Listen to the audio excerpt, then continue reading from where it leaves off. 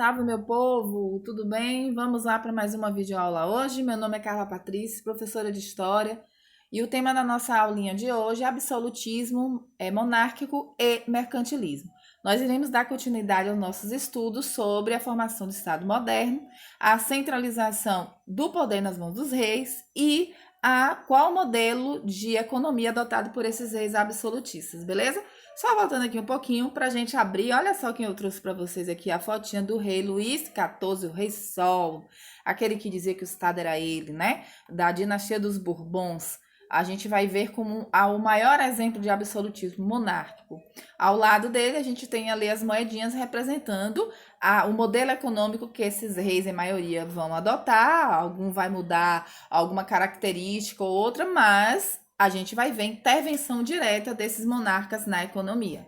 Mas o que foi absolutismo monárquico, pessoal? Absolutismo monárquico foi um modelo político e econômico adotado pelos reis absolutistas a partir da formação dos estados nacionais, que vai começar a ocorrer a partir do século XI, né? Século esse muito famoso, porque a gente vai ver a Europa em uma grande transformação, seja com o surgimento das cruzadas, o renascimento econômico, o renascimento urbano, beleza? Também a gente vai ver aí ajudando nessas transformações. Nós iremos ver as reformas religiosas, nós iremos ver também o renascimento cultural e científico. Então, tudo isso vai fazer com que essa Europa, ela passe, né? Ela esteja em transição do Estado feudal para o Estado moderno, beleza? Então, absolutismo monárquico seria isso, seria o quê? O modelo político e econômico adotado por esses estados recém-formados. Mas a gente precisa entender que alguns fatores foram importantíssimos para a centralização do poder nas mãos desses reis e, consequentemente, para a fragilização dos poderes dos senhores feudais. Primeira coisa, rapidinho para a gente lembrar. Nós vamos ter o quê? A aliança da burguesia com esses reis. A burguesia, para quem se lembra, são os mercadores, né? Que vão ser os percussores ali do renascimento comercial e que vão ter sérios problemas para desenvolver suas atividades comerciais por conta dessa descentralização política ali no contexto do feudalismo. Então, por que a burguesia vai querer centralização monárquica?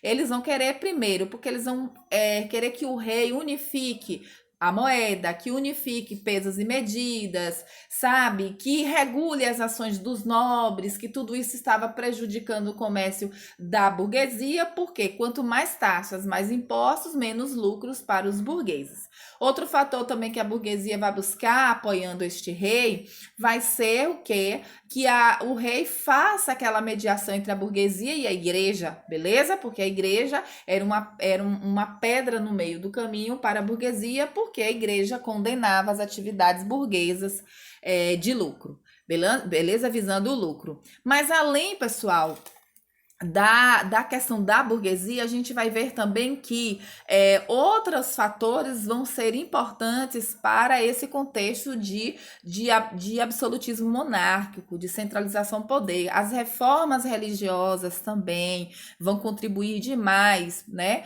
para a centralização do poder, porque a igreja ela vai sair desmoralizada, ela vai sair enfraquecida dessas reformas, porque a reforma colocou aí em evidência os erros cometidos pela igreja, e diante da negação de uma reforma imediata, né, de um repensar, a gente vai nós iremos ver surgir novas doutrinas cristãs, e essas doutrinas vão favorecer um rompimento de alguns estados com a igreja, e a gente vai ver, por exemplo, o poder do rei sendo fortalecido.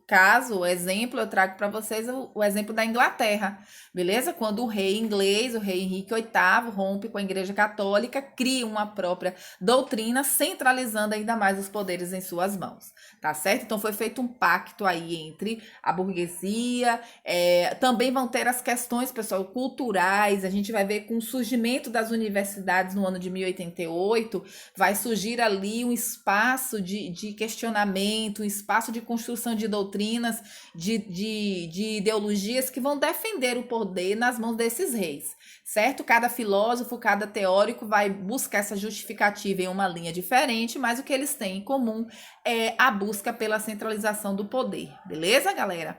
Muito bem. Ó, quais foram os mecanismos, então, que vai favorecer esse centralismo político nas mãos dos reis? Ou seja, também, de que forma esse rei, pessoal, ele se preparou, ele se organizou para que esse poder fosse centralizado em suas mãos e que permanecesse em suas mãos, né, por um período muito grande. A primeira coisa que a gente vai ver é a organização dos exércitos permanentes. A burguesia, ela vai financiar o exército desses reis em troca de que esses reis criassem leis que os favorecesse, que favorecesse o seu comércio, mas era necessário esse rei ter um exército permanente, um exército profissional, para que, caso viesse conflitos, e ocorreram vários, eles não tivessem que armar os camponeses. Devido a várias revoltas camponesas que tinham ocorrido antes, era muito perigoso, então, armar camponês. Então, o primeiro aparato que esse rei vai se cercar para proteger o seu poder centralizador vai ser o exército. Outra coisa que a gente vai perceber é que esse rei ele vai controlar tanto o legislativo quanto o judiciário. Esse rei, pessoal, ele vai criar leis, ele vai impor essas leis, sem precisar que essas leis passassem por uma aprovação prévia, né? Por isso que a gente chama de poder centralizador. Outra coisa, ele vai também controlar a economia, ou seja, a monarquia absolutista, ela vai buscar uma linha econômica de um intervencionismo estatal. Ela vai controlar a economia, tá certo, pessoal? E para que isso tudo funcionasse, ele vai organizar um aparato de funcionários públicos para organizar essa chamada burocracia estatal. É isso aqui, galera, que vai alicerçar, que vai equipar, né, esse poder absolutista, esse estado burocrático absolutista, beleza? Muito bem, mas precisavam surgir ideologias, né, teóricos que defendessem essa centralização, né? Então a gente vai ver o quê? Com as universidades, essas universidades elas vão ser palco dessas discussões. E aí a gente vai ver surgir alguns teóricos absolutistas que vão divergir da justificativa para que esses reis fosse nele centralizado o poder, mas eles vão, pessoal, caminhar juntos no que diz respeito de que todos esses reis precisavam, para governar, ter total poder. Entre eles, a gente tem o Nicolau Maquiavel na obra O Príncipe. Ele vai defender que os fins justificam os meios, ou seja, este rei, ele é soberano, ele está acima do povo. Então, ele é a melhor pessoa que pode organizar o caos que aquela sociedade vai viver. Então, ele vai dizer o seguinte, que este rei necessariamente não precisa ser amado, mas ele precisa ser respeitado. Esse respeito viria pelo temor. Então, não era para se questionar os meios que esse rei poderia adotar para se chegar a um objetivo final, né? Por quê? Porque ele era o soberano. E ele também, o Maquiavel, ele vai defender que esse rei deveria até ser um burguês, tá? O segundo é Thomas Hobbes, com a sua obra O Leviatã, em que uma frase diz muito sobre o pensamento dele. Ele fala o quê? O homem é o lobo do homem. Ele vai dizer que o homem se encontra em um estágio de selvageria, e que esse homem é egoísta e autodestrutivo, portanto, ele vai destruir também a sociedade. Para colocar organização a todo esse caos social, precisava ter um rei, e esse rei precisava ter total poder, tá? Esses dois últimos, galera, eles vão desenvolver uma teoria chamada direito divino de governar. Eles são religiosos, eles vão dizer que o rei recebeu de Deus o direito divino de governar. E aqui os seus súditos não podem questionar as suas leis, porque se ele representa a vontade de Deus, Deus não pode ser questionado. Beleza? Então, esses são os teóricos absolutistas. Eu trouxe para vocês aqui o seguinte, pessoal, o absolutismo ele vai variar. A implantação dele vai variar de país para país, de caso para caso, tá certo? Por exemplo, Portugal, quando é que ocorre a centralização política, pessoal? A partir das guerras de reconquista, Portugal vai ser o primeiro país da Europa a se consolidar, a centralizar o seu poder nas mãos do soberano, do monarca, e Portugal vai ser esse modelo que depois os outros estados monárquicos vão seguir, tá bom? A Espanha vai ser implantado o absolutismo monárquico a partir da unificação do território espanhol, que vai se dar de duas formas, também pela guerra de reconquista, mas também pela união dos dois reinos, né? O de Aragão e de Castela, tá certo? Na França, o absolutismo vai ser implantado pós-guerra dos 100 anos, beleza? A gente vai ver que os nobres, os senhores feudais vão se enfraquecer pós-guerra de 100 anos, essa longa guerra, e o poder vai ser centralizado nas mãos da dinastia dos Bourbons, tá? E que a gente vai ter aí os famosos reis Luís, né? Luís XIV, que abriu o slide de vocês, o Rei Sol, né? Depois a gente vai ver o Luís XV, que vai se envolver na guerra ali dos 7 anos e que vai contra a Inglaterra e vai começar a piorar ainda mais a economia francesa. E por fim, o Luís XVI, que vai se envolver na guerra de independência das 13 colônias, levando ainda mais a economia francesa para o caos. E é no governo dele que a gente vai ver o iluminismo ganhando as ruas com a Revolução Francesa e que ele vai acabar sendo guilhotinado, tá? E a Inglaterra, pessoal, ela vai se... Assim, o modelo de absolutismo marcante da Inglaterra que a gente pode observar é na dinastia dos Tudor. Após a Guerra das Duas Rosas, a dinastia Tudor se fortalece e a gente vai ver o modelo monárquico a partir do rei Henrique VIII e da rainha Elizabeth I.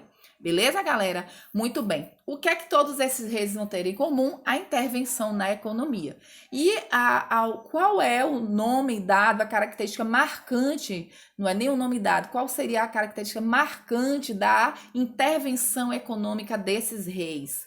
É o mercantilismo, pessoal. O que foi, Carla, o mercantilismo? Mercantilismo é o nome dado às práticas, é um conjunto de práticas intervencionistas desses reis monárquicos na economia, que era baseada na economia de mercado, de acúmulo de capital.